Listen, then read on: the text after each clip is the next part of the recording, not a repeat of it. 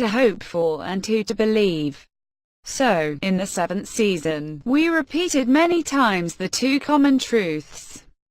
Daenerys Targaryen is the legitimate heiress of the Iron Throne, and Daenerys Targarien is sterile.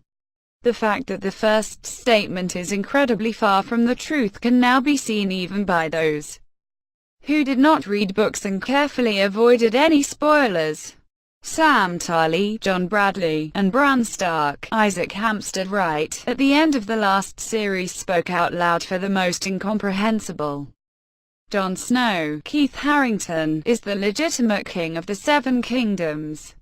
Will it not be that the second statement is also wrong, especially since Jon himself questions him just before he gets in touch with the Dyeneris, Emilia Clark?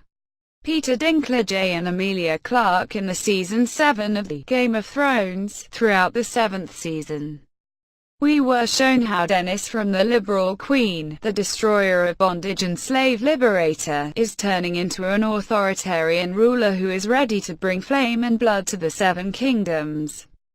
Until now, Tirion, Peter Dinklage, and Varis, Conlet Hill, managed to restrain her.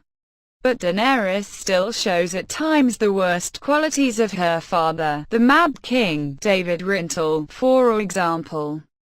Burns those who refuse to kneel before her. It should be assumed that in the future this trend will only intensify.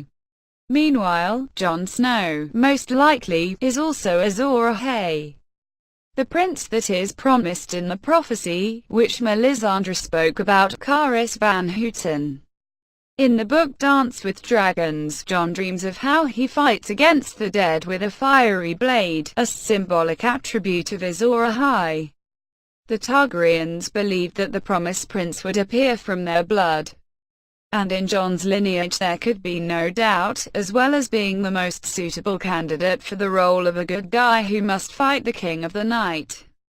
Not enough Long Fang, given to him by Gior Mormont, a sword from Valyrian steel, is needed for such a battle. A level blade of Excalibur or Anduril is needed.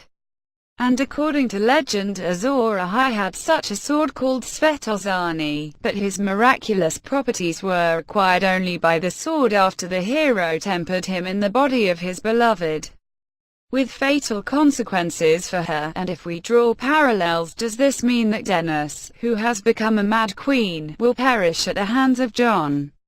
But if so, then with whom will snowball in the final? It is remembered that George Martin admitted how, in the early sketches of The Song of Ice and Flame, he planned to write a love line between John and Arya Stark, Macy Williams, of course.